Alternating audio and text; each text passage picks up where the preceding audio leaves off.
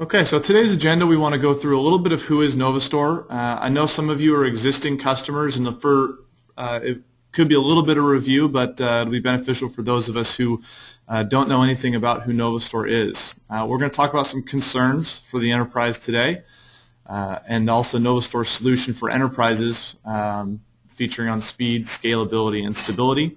We're going to go through the architecture of how we achieve speed, scalability, and stability. And then we're going to go ahead and do a product demonstration and Q&A. So who is NovaStore? NovaStore is a 20-year-old company. We have offices in the U.S., Switzerland, Germany, Finland. We're just over 100 employees across those offices. And we're developers and market leaders in data protection and high availability software. We're 100% focused on that software space. We don't manufacture hardware. We're simply out here to provide the best backup and recovery software possible. We don't do antivirus. We don't do malware, spamware development, simply backup and recovery solutions. Currently, we have thousands of cloud solutions deployed supporting millions of seats, and we're supporting those and developing those both through our U.S. and European offices. So our philosophy is that we're easy to do business with, we have simple pricing, and that we're different. We're different in that we seek to build long-term relationships with our partners. Again, that 100% laser focus on software development only. We have local and knowledgeable U.S. and Germany support. We don't do any outsourcing of our engineering on our major code base. And what's great about having a bit of a smaller company, at just over 100 employees, is that at all times, you'll have access to our executive team. For the U.S. office here, our managing partner, Mike Andrews, is part owner of the company, and if any type of decisions need to be made quickly and require executive level assistance, you have access to almost all levels of the company very, very easy. We're incredibly transparent here. So let's hop right into some concerns for the enterprises. Unnecessary administration, large volumes of data with shrinking backup windows, having to exclude data from backups, all in all an inefficient use of infrastructure. What we're seeing today is the backup windows for organizations, they're getting smaller and smaller while their data is growing and growing. And one of the things we'll talk about a little bit later is how a cost-efficient hardware is not advancing as quickly as data size is growing. So that adds lots of complexity and adds a lot of infrastructure to your environment. All in all, that is Moose. Our marketing guy really likes this graphic, so I let him throw it in here. But what Moose is it's the cost to maintain and operate the organization's systems and equipment. And this is actually an official term coined by Forrester Research, but it goes to directly address your cost in maintaining your infrastructure and is directly affected by the efficiency.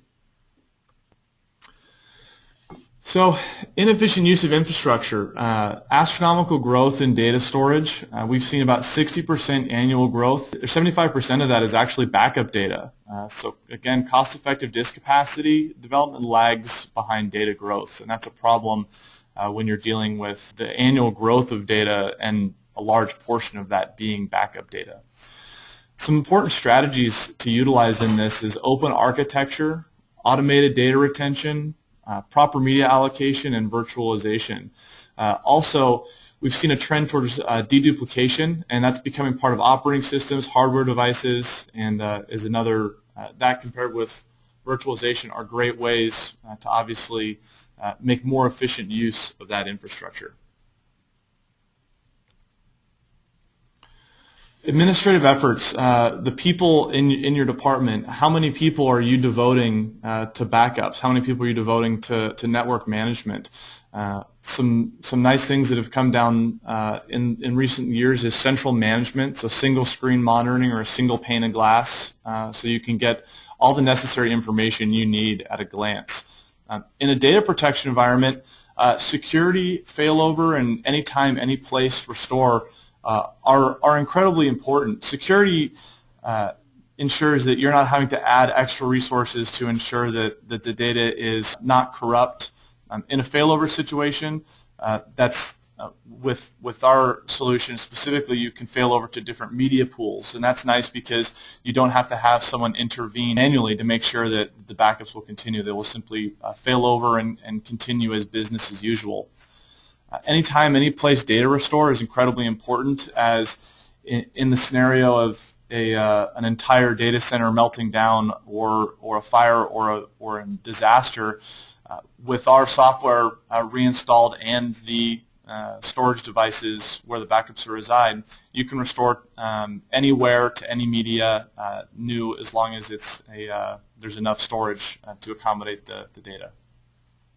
From a reporting and automation standpoint, the schedules, the configurations, and email notifications, those all go to help make sure that your resources aren't spending more time than they need to be managing their backup solution. So I'm going to hand the reins over to Nate here. Nate is one of our product managers, and he's going to talk a little bit more directly about the technical aspects of the product and defining efficiency inside of the data center. So NovaBACKUP Data Center, and some of the key cornerstones that we have with Data Center. One of them is speed. We need to make sure that the backups happen in an efficient time period, so it'll meet your backup windows. We've done a number of speed tests, with many different customers and theoretical stuff, but one of them that was kind of outstanding that we saw was with a customer location over in Europe, in fact, that was backing up to in this case 6 StorageTech tape drives, and they were seeing about 6.5 terabytes an hour. That's straight to tape, which was actually exceeding the expectations of both the tape vendor and the customer. So there's some very high throughput that can be had. Obviously it depends on the backup hardware and where the data is coming from. In this case, they were using 10 gig networks and stuff like that. But the code underneath, being that it's been been coded for so long and optimized for speed, can really use the hardware that you throw at it. Scalability, speed is one thing, but if it can't scale, that's a whole other thing. We have a number of customers that just have thousands of servers, petabytes of data that they're backing up, all with Data Center. A limited number of backup servers and clients can be controlled by just a single management server if needed, but it can also scale down to 5, 10 servers. It doesn't have to be these very large environments. We do scale to those smaller environments, and with Data Center 5.0, it's been a lot easier to control and configure these. Along with that scalability is dealing with our distributed metadata. So unlike a lot of other companies where you have this huge database that has all this metadata in it, and if that database is gone, then it's just a real pain to restore or do anything. We're actually able to scale in a way that there's not a whole lot of bottleneck put on that central management server. It's not like this database holds all the metadata for all those backups. It's basically the logs, schedules, and some other things. I'll go over that in another couple slides, but that's one of the main things that makes us so scalable, is that we don't have that bottleneck of a central management server that has to touch everything and has to know everything that's going on. Fault tolerance. So one of the things that John was going over is how we can fail over from one disk pool to another, and I'll show you that in the product demo. Say you're backing up to disk as your primary storage, but say that disk goes offline or fills up or whatnot. It can actually fall over to another disk or the tape or what have you, and continue with the backup. The administrator can also get alerts on all this stuff. In fact, when we do installs and we help configure the software, we make sure that these alerts are set up so it's not a surprise that backups aren't running because of a machine was off or filled up to storage or anything like that. And personal support. We've been in business for quite a long time, and we're very hands-on with support, as some of you might know since they're your current customers. But for other people that are still feeling us out, we do take support very, very seriously here. This is just a little bit about the software architecture. So like we were talking about before, You have the central management server that has basically the database underneath it on it. And that's basically, you know, what you want to back up, where you want to back it up, schedules, job settings, you know, other configuration settings, that type of thing. But it doesn't contain all of the metadata and all the data that is needed to be restored or anything like that. That's actually stored on the actual backup client and the backup server itself. So as you see, those backup clients talk to the central management server, and then those backup clients can talk directly to a backup server or a backup device, depending on where you're backing it up to. So what it comes down to is a central management console has a configuration of a job and a schedule, and that's pushed down to the backup client.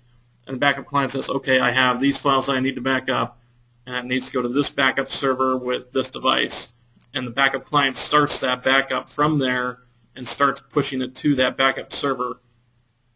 And there's not a whole lot of communication or crosstalk back up to the central management while this backup is happening.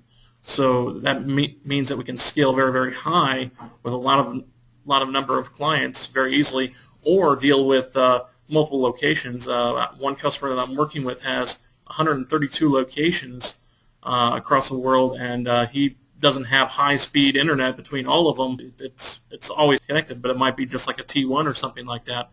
So he has these 132 locations, and each one of those locations has a backup server dedicated there, and he's controlling this all through one central management console, so you can see all these 132 locations, group it all together, and then he knows where each device is for all of those locations, so it can back up locally to that LAN, and he has one single pane of glass to manage and report on everything there.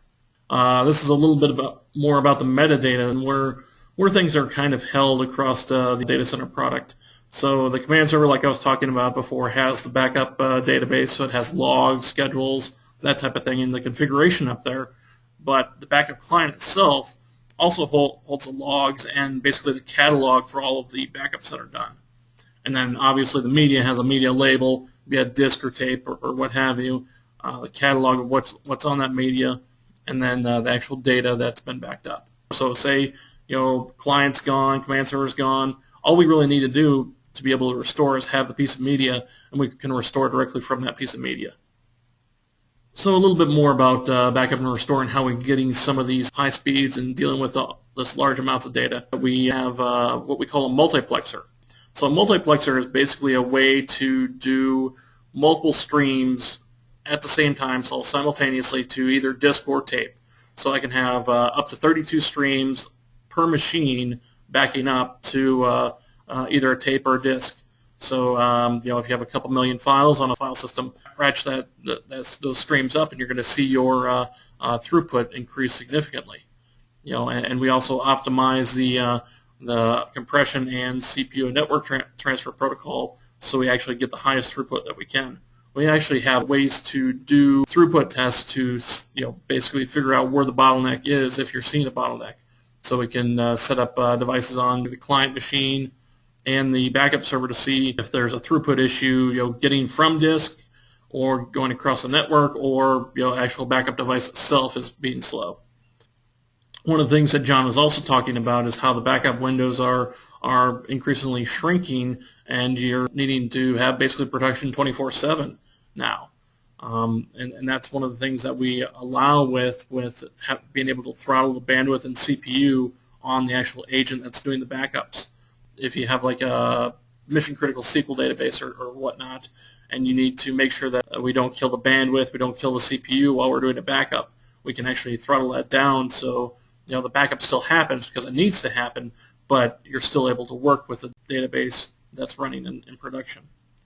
Going along with the large amounts of data, that we actually have options to do incremental backups forever. So basically you do your full backup once, and then from that point forward it's just incremental backups, you know, for the rest of that life, and then it'll actually roll up on the back end, so you can keep a certain retention period for those backups that you want. And distributed metadata, we've already kind of went through that already.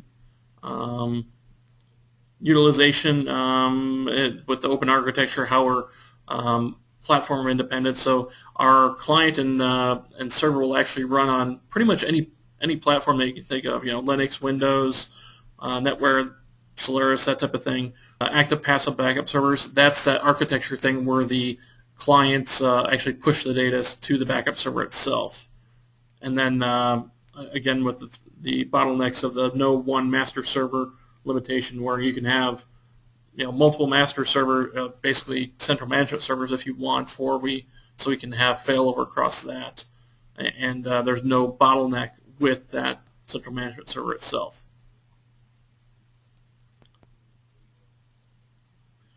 Just a little bit about virtualization, because John also touched on the virtualization aspect of this, and how going virtual is a huge thing right now. With VMware, we support the vStorage API in both 4.x and 5.x versions of ESXi. This means that if you want to back up entire VM guests that are on VM hosts, and you're licensed for the vStorage API, which any non-free version of ESXi or vSphere or vCenter, however you want to say it, includes this, we can actually connect directly to either the ESXi host or the vCenter server and back up that VM without even installing an agent on that machine. And we can even do full incremental and differential backups on that full VM.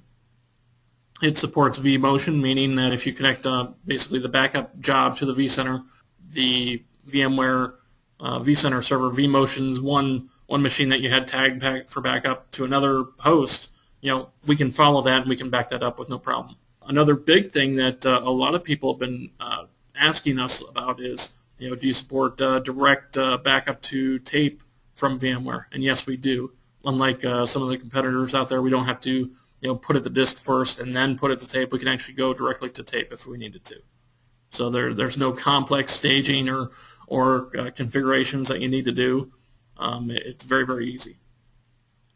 Hyper-V, obviously you have to have an agent on the Hyper-V host itself, but we can also do full backups and differential backups, and then single file restore by restoring the entire VM and then extracting files from that via the VHD. So we do support both of those technologies. Basically, we're market driven on where we're going with virtualization. So whatever people really need on the virtualization portion is kind of where we focus our efforts on. Speaking of efforts and compatibility, this is just basically a brief compatibility matrix of what we're compatible with. All the major operating systems, Unix, Linux, Windows, including Server 2012. Even though there's some people out there that still don't, support Server 2012 in their backup products, we do. All major databases, SQL, Exchange, Lotus Notes, and we talked about VMware and Hyper-V. Devices, virtual libraries, tape libraries, single tapes, disks, all of those we support. And one of the things that I don't think John went into that much is our licensing for data center is quite a bit different. So we actually include all of the plugins when you purchase the software. So if you purchase, whatever you purchase, that includes all the SQL Exchange, VMware, Hyper-V, all of that included. You don't have to piecemeal buy any of that stuff. I'm going to go through a quick product demonstration.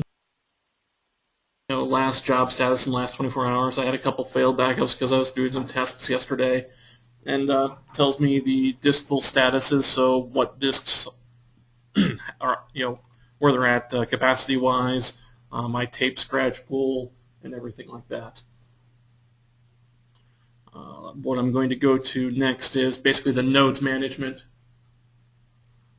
So nodes management is basically where you see all of the agents that are connected to the backup server itself, and that you can manage. So in this case, I have a number of different Windows machines and different Linux machines and some VMware stuff in this case. Okay, and now I'm going to go to where you would set up backup servers and that type of thing. So you can define any agent that you have installed as a backup server itself.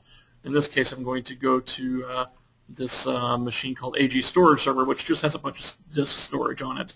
And I'll show you how easy it is to create a place where you can store disk backups and that type of thing. So I'll just call it like disk and then server 1.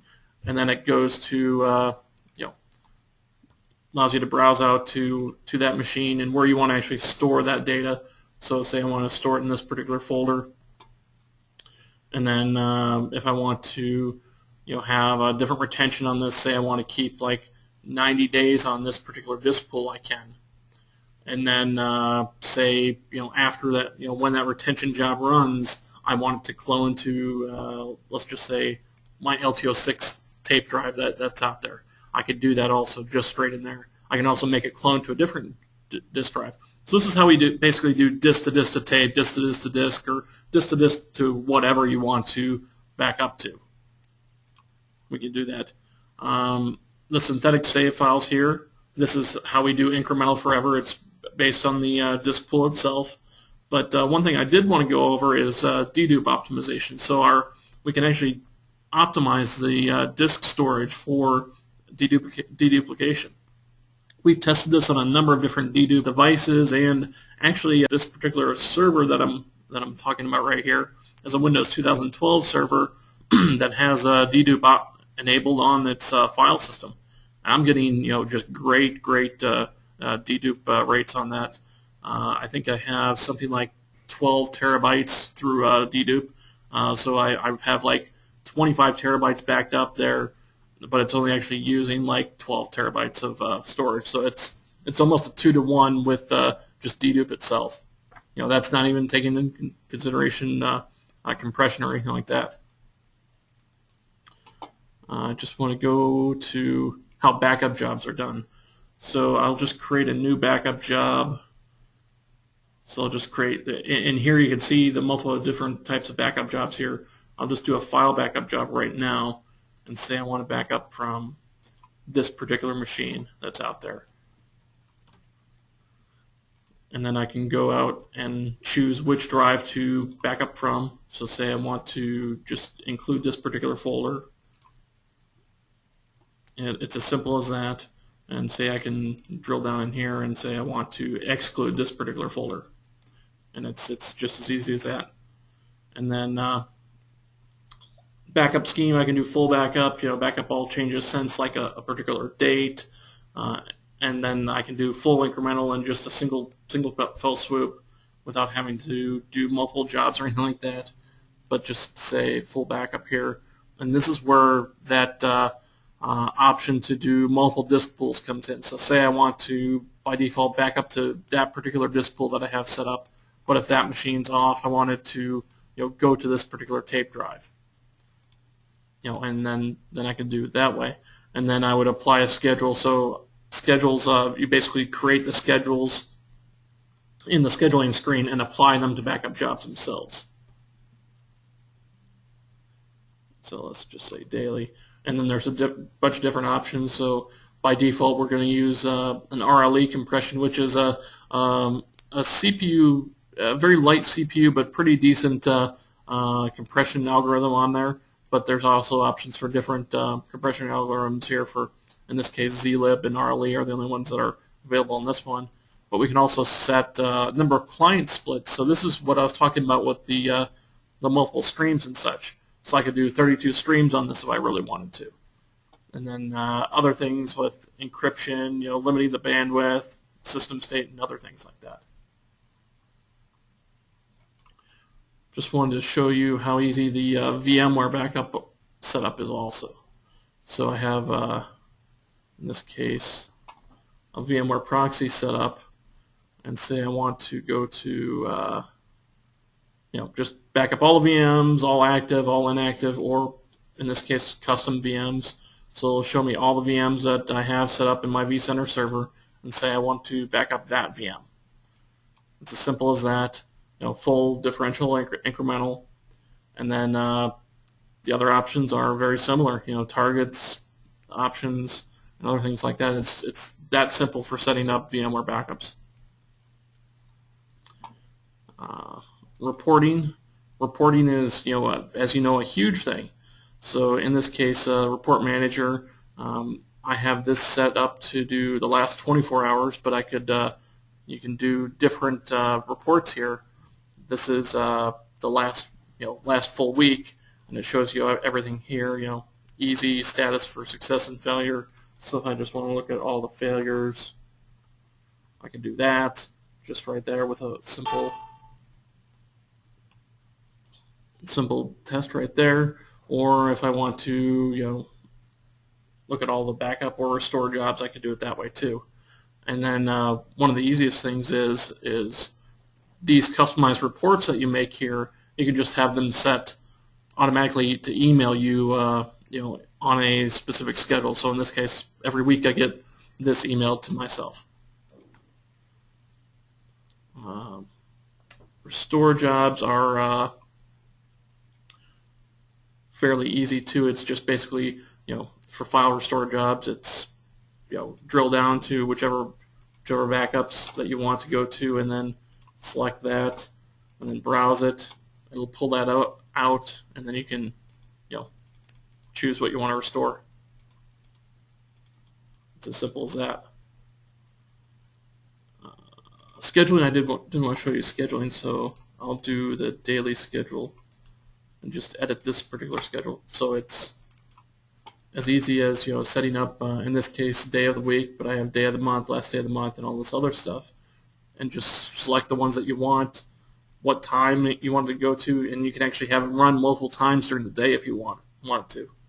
And it's so this is a schedule that can be applied to multiple different backup jobs themselves. Actually, I want to show you one other thing, tape library management, because there's been a lot of questions about how we deal with tapes and that type of thing. So in this case, it should be querying that library. In this case, I have 24 slots with 10 of them filled right now, and 9 of those are put to my what they call a scratch pool. And in that scratch pool are those 9 tapes that are here with barcodes, so you know which tape is which. And then I have a media pool that pulls basically from that scratch pool. So whenever it needs a new tape, it pulls from that scratch pool. So you can have multiple different media pools with different retentions pulling from that tape pool. That's that scratch pool with not a whole lot of management over it. It basically takes care of itself once everything's set up. There are a couple questions I have that I'll probably have Nate address here. One of the questions was how many days of retention or how many versions of a file can you have with an incremental forever strategy? For example, could I set it to 30 days and have the ability to restore a file from any single day over the 30 days, assuming I'm doing daily backups? Okay. So you can actually set the number of versions of a file to whatever you want. By default, it would just be 1, so it always keep at least 1 version of a file, but you can actually change that to, if you want to keep at minimum 10 versions of a file with 30-day retention, you can keep 10 days, 10 versions and 30 days of retention, so it'll always keep at least 10 versions of a file out there, even if it's outside of that 30-day retention. So it's how the Incremental Forever works. Basically, however many versions that are out there is what you would want. That's the first thing, and then the retention is secondary. So hopefully that answers that question.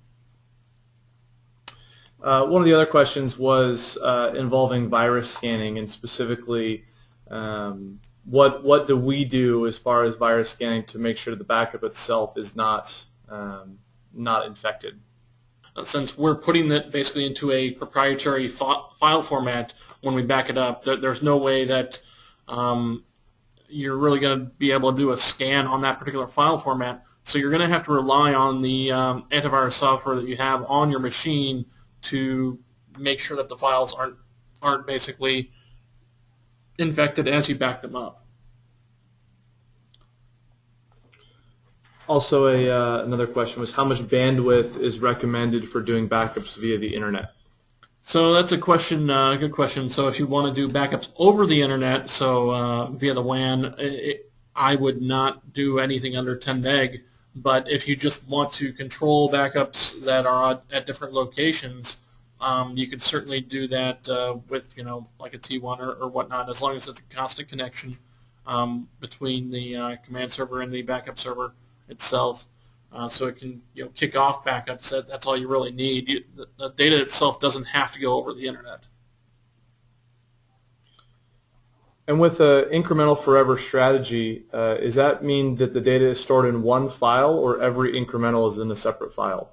So every backup itself creates a new, what we call a save file. So if you have 30 days worth of backups, you're going to have 30 different save files out there. And if you're doing Incremental Forever and there's multiple versions outside of that restorable window, basically that retention window, there's going to be bits and pieces of those other ones outside of that retention window out there. So it's not one giant file that if that one giant file goes corrupt that you can't restore.